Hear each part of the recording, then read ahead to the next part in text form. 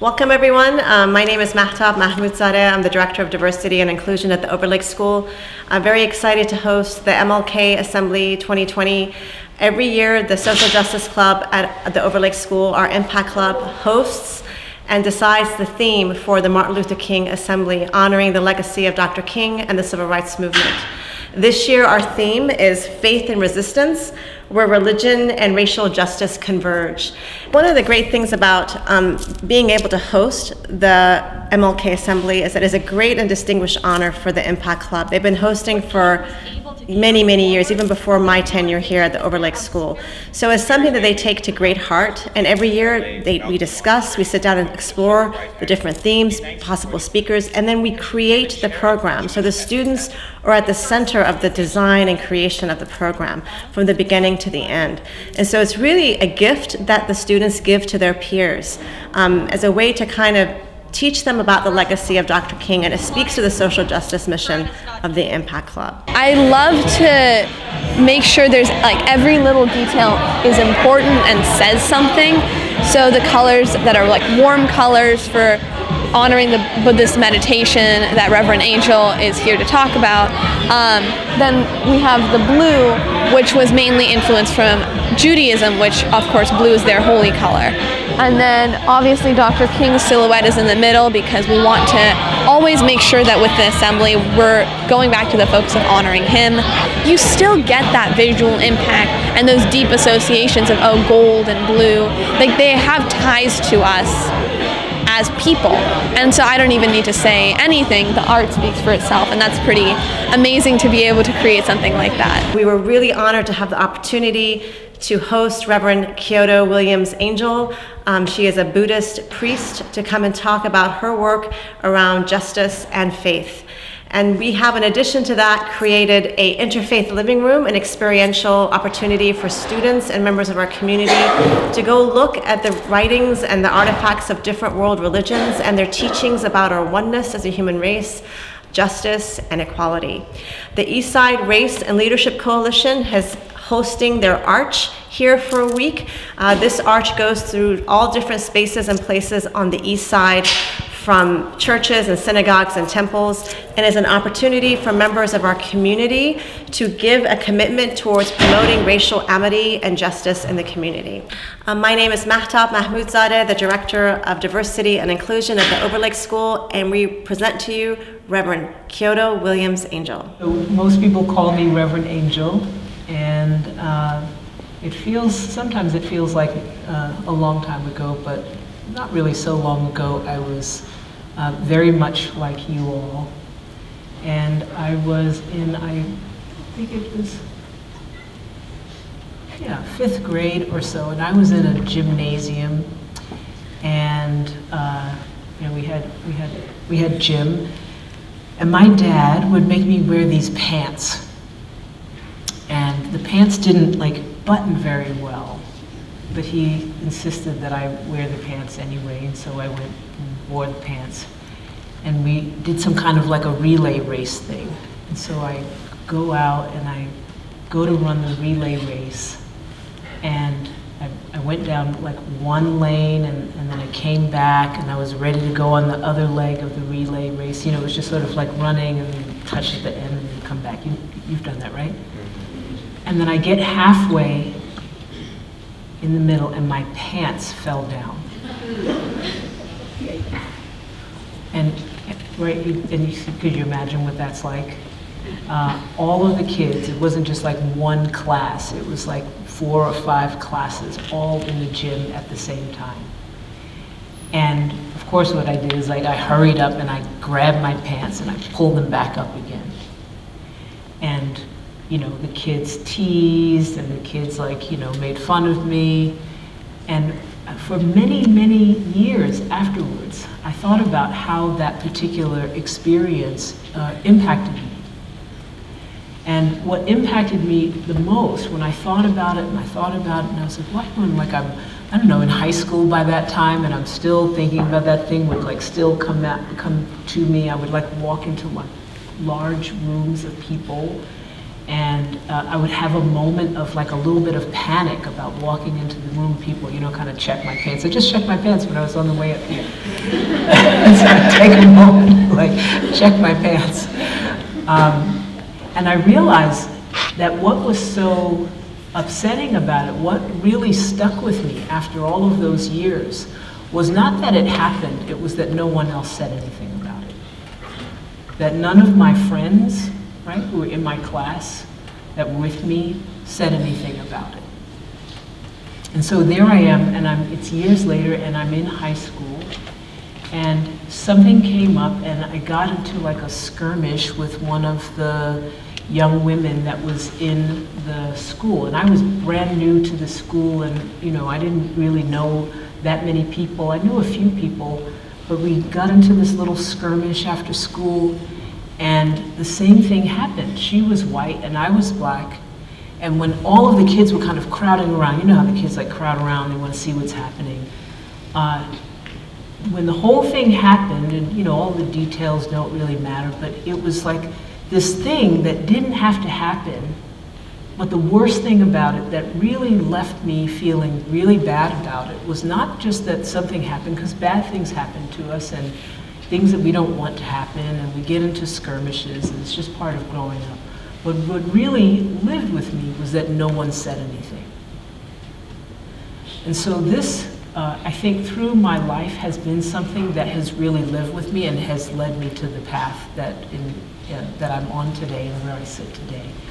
Is because I kept wondering, what does it mean that something terrible can happen to us, and everyone can be there and they can see it happening, and no one says anything? Like, what is it that happens to us? Because I know what it feels like when I see something happen to someone else. I want to do something about it, and I want to say something about it, and actually probably too many times I've gotten myself into things because I actually do say something about it. And I'm not always right about it, but I still say something. So many years later, I ran across, and I was in the assembly earlier, and someone asked me, like, how did you become a Buddhist? And I'm what's called a convert Buddhist, which means that I wasn't born into the Buddhist faith or the Buddhist religion. And I also don't relate to Buddhism as just a religion, but really as a practice and as a philosophy. A philosophy meaning this is the way that I think about my life. And when I look at life and I make a sense of meaning of what's important, what's not important, what do I care about, what do I, don't think so much about, that's my philosophy, right? It's how I think about life and the lens through which I look at life. And I got attracted to Buddhism because I was, as I shared just with someone earlier, I saw a piece of art, and it was actually the first time, people would say, oh, art, you're supposed to like art. And, other than drawing for myself, most art didn't make sense to me. It kind of looked like people had spattered paint all over the place.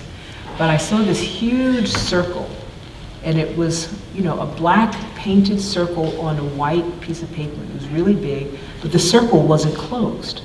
And, as I grew up, every time you drew a circle, the thing that you wanted to do is you wanted to close the circle right. You would have your circle really perfect in size and it closed neatly. But this circle was like kind of open.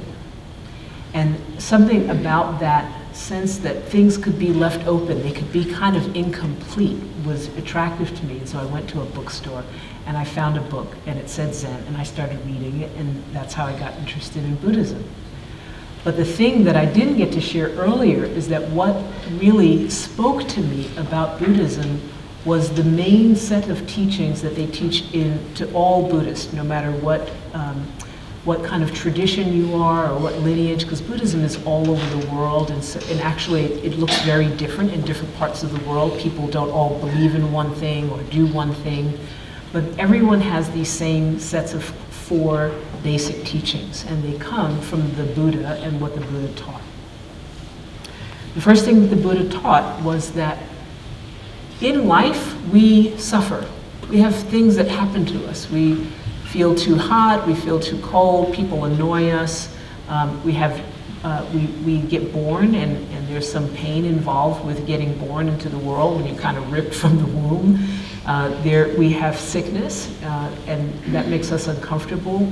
And eventually we get old, and also we die. And those were the main things that the Buddha would talk about. But he also talked about suffering being the little things that happen to us, or sometimes big things, tragic, people that, that are close to us, something happens to them. People get ill, we get ill, people just annoy us, but also people do bad things, and we suffer as a result of that. And then the Buddha went on and he said, well, this suffering that we have, it's caused by the sense of we're attached to things. Like we get really attached and we want things to be a certain way. And because they don't go that way, we suffer. Does that make sense? So, well, maybe at your age you want to get old, but some of us that are older, we don't really want to get old. And so that makes us suffer. So we resist, and nobody wants to get sick. And so we resist the experience of being sick, and so we suffer. We resist when things go wrong. Resist meaning we wish that it wasn't happening, and so as a result we suffer. And then the Buddha also taught, but we have a way that actually we can make that suffering go down. And the way to do that is to have a life in which you are more aware of how you're doing things in the world, that you're more sensitive to the people that you're in relationship.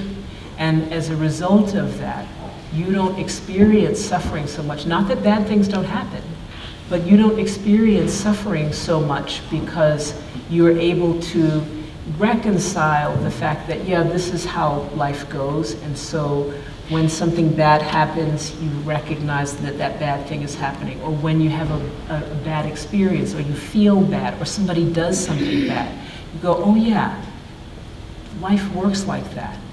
And as a result of that, you're able to come back, right? You're able to say, okay, I can just get back onto it again. If I got sick, I can go back to whatever it is that I was doing. I can get myself healthy.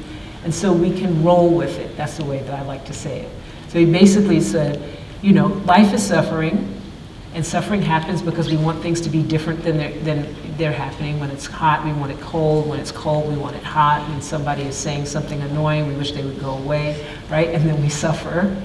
But that can be changed, right? That's the third thing he said.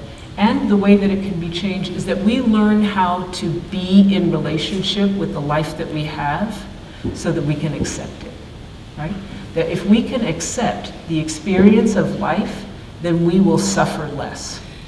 So I love those teachings, and for a long time I spent a lot of time practicing and learning practices, and we're going to get to do some later if you come back and hang out with us, that taught me particularly meditation, to get really quiet, and to be able to pay attention to what was going on inside of me, so that when I would have a reaction to what was going on outside, whether it was something that someone said, or it wasn't how I wanted things to happen, or if it was my dad irritating me, that I could say, okay, this is what life is, and I don't have to react, but I can choose how I'm going to respond to the thing. And as a result, I suffered less.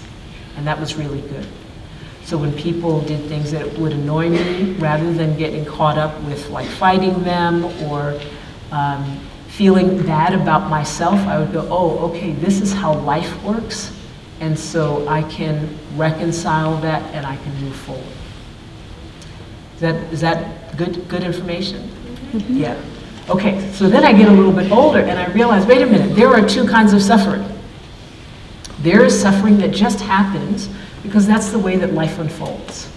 And then there's this other kind of suffering that is the result of people doing things that we know is not the right thing to do, people treating people in a kind of way that we know isn't the right way to treat them, and we do nothing about it.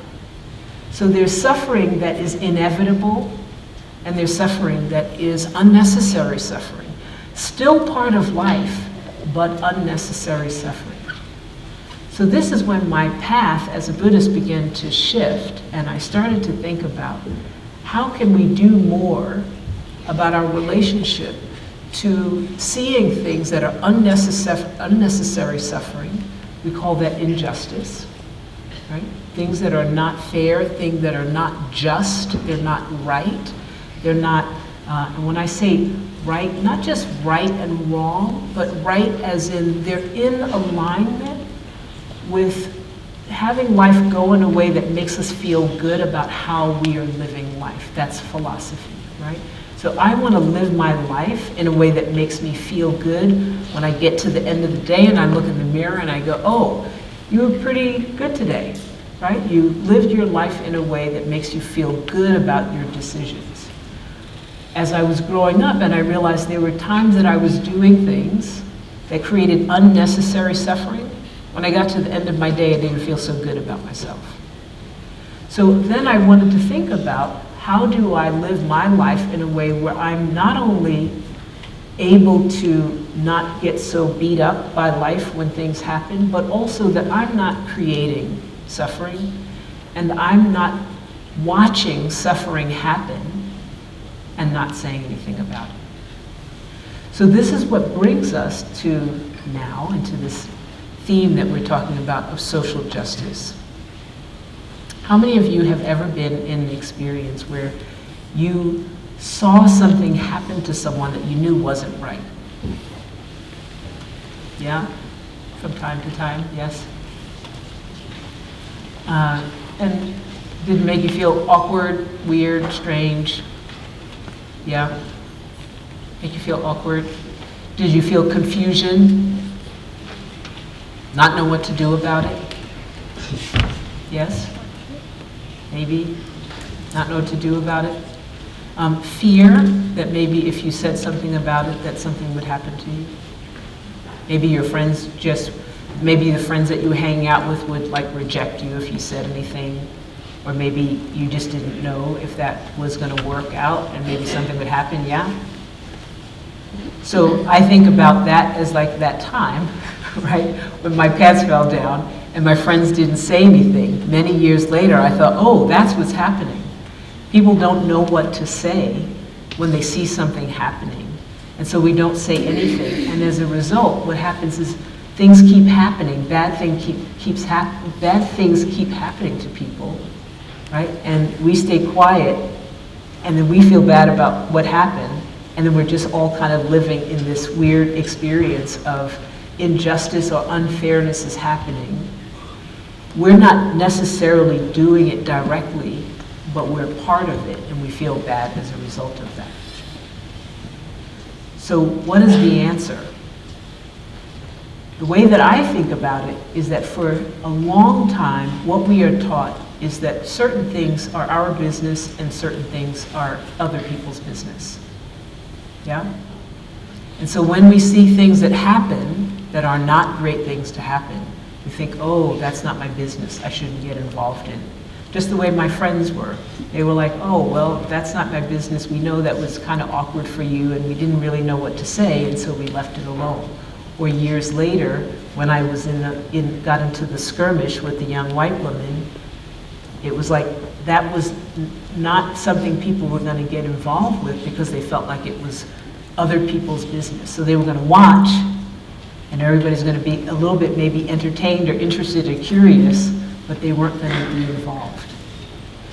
The problem with that is that in the larger society, just as it happens in our classrooms or in our schools, when we see injustice happening and we don't do anything about it, we don't say anything about it, we actually create more of the conditions for injustice.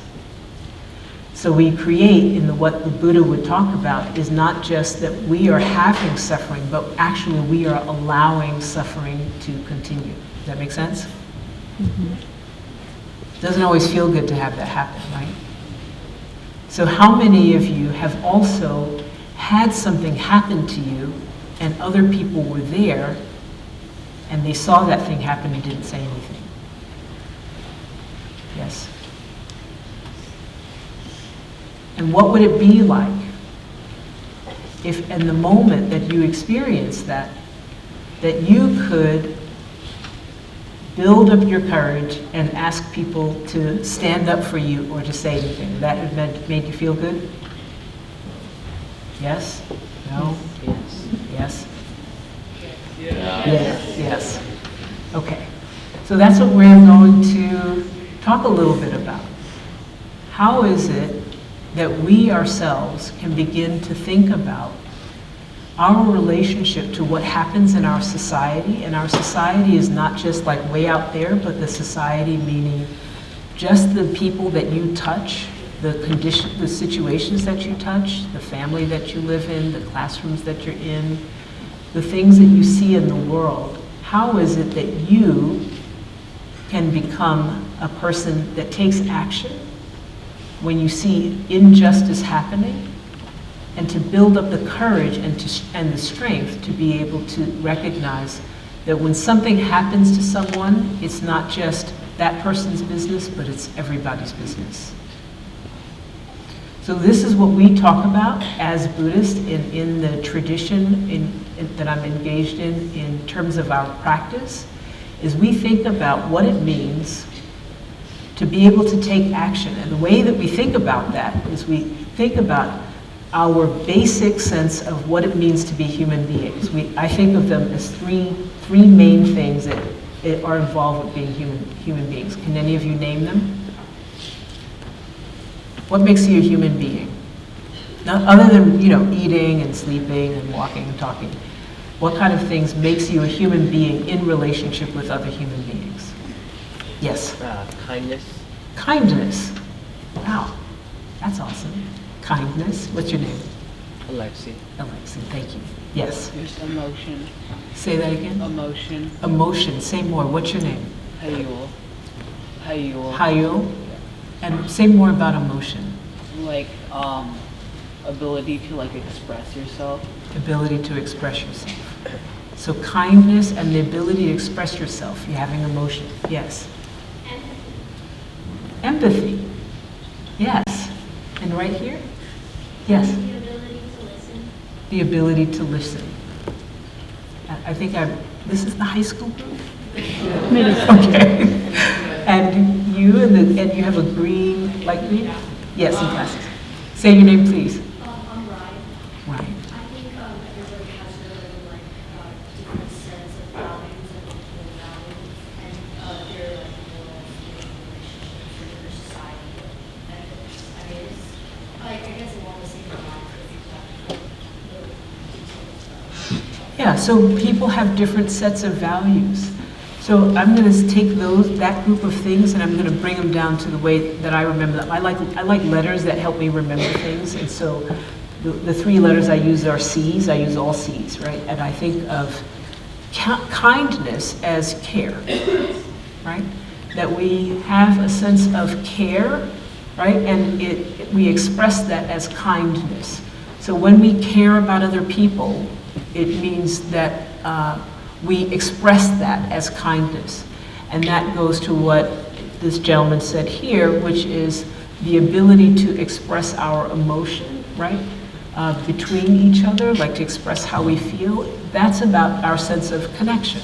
That we have an emotion and that other people have emotions, and we do this kind of exchange of the experience of our own emotions, and that is our connection to each other. It's how we understand our sense of connection.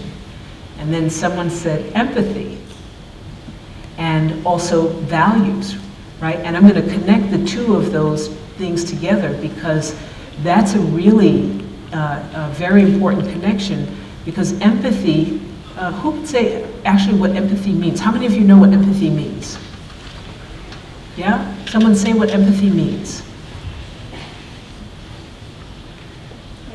Yes? It's like putting yourself in someone else's shoes and like almost relating to like your same experience as like their experience. Like, Yeah, so putting yourself in someone else's shoes, relating to your experience as their experience as your experience, right? It means to be able to enter into, right, their feeling. So there's something that's very closely related to empathy, and it's the last C. Who knows what it is? I heard it. compassion. Compassion. So would you say what compassion is? Like what it is. Yeah. Compassion is like understanding others' for like what you believe, like not just for what you believe in be, but like what they actually are, like understanding and accepting them. Understanding and accepting people, not for what you believe them, right? So we each have a set of values and beliefs, but compassion is actually about being able to relate to people as they are. But I'm gonna, what does that guy say? Kick it up a notch on what compassion is. So compassion is very much like empathy, right? Where you're able to connect with other people's feelings. You can get into their, step into their shoes. But particularly compassion is about feeling with other people's pain. So when other people are suffering, right, which the Buddha talked a lot about, and that's why Buddhists always talk about suffering. When other people are suffering, or when other people are experiencing awkwardness or bad feelings, or have their feelings hurt, or when people are treating them different because of their race or their gender, or just because they don't wear the same clothes as everyone does, or they don't buy the same things, or they don't listen to the same music, all the little strange ways that we can start to create in-groups and out-groups. Compassion is about actually feeling a sense of connection with that person's pain. And I got to talk to a neuroscientist once, and he told me this. A very special thing about compassion is not only do you feel connection with other people's pain, but you actually want to do something about it, right? So in my experiences that I shared with you, the difference is many of my friends told me that they were like, oh yeah, we saw that felt bad for you, we felt kind of bad for you, but they didn't necessarily want to do something about it.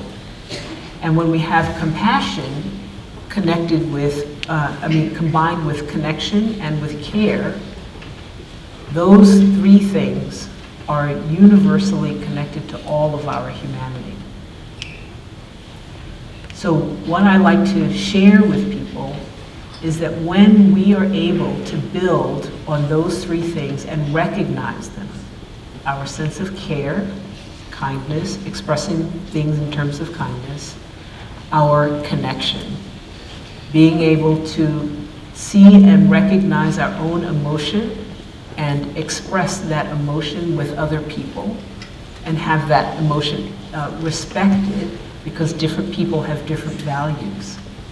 And finally, to have a sense of compassion, so that when both close to us and out in society, when we recognize that other people are suffering, when we recognize that there is injustice, the critical thing for our own humanity is to be able to have feelings about that, right? To actually be able to feel our feelings about that.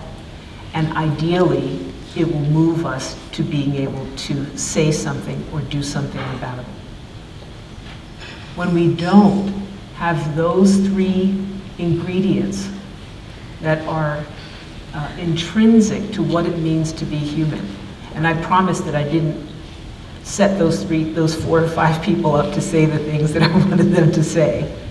But by recognizing that those three things are critical to our humanity, when we are not able to act on them, we end up with injustice or unnecessary suffering in society. If, on the other hand, we are to commit ourselves to the same kinds of things that Martin Luther King Jr., Malcolm X, and Rabbi Heschel did in their lives, commit ourselves to understanding that we have collective responsibility for unnecessary suffering. What we do is we increase our capacity for expressing and being fully human. So that it's not just the business of the individual or the group or the set of people that had something happen to them, that when we see injustice in society, in our schools, in our groups, and yes, even in our families, that it becomes everybody's business. And as a result of that, the more of us that are committed to ending unnecessary suffering, the more of us have access to our humanity and the better society we have. And that is social justice.